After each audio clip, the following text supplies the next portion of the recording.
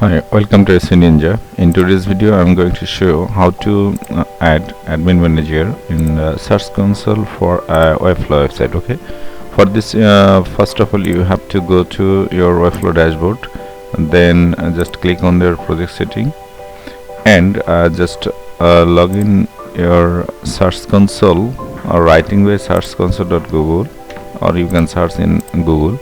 Here you have to just log in with our one of your email. Okay, here is I use this my email. Okay, then you need to just add your property. If you have a custom domain, then you have to add the custom domain name, and as a demo site I just would like to show you with my demo site. Okay, here you can see this is one of my demo site, and I just copy the domain name. This is the subdomain, but if you have a custom domain, then you have to copy your custom domain name there and just use the URL prefix option. Okay, and then paste your domain here and just click on continue, and then click continue, and you will get a new window. Just select the HTML tag below. Okay, and you have to copy the tag here, and now you have to go to your WebFlow dashboard and project setting. Then you have an option Google site verification. Just paste the code below and remove the text before inverted comma and also after the inverted comma.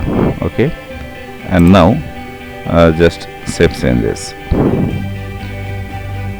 Click on save changes, and then you need to just publish the changes. Okay,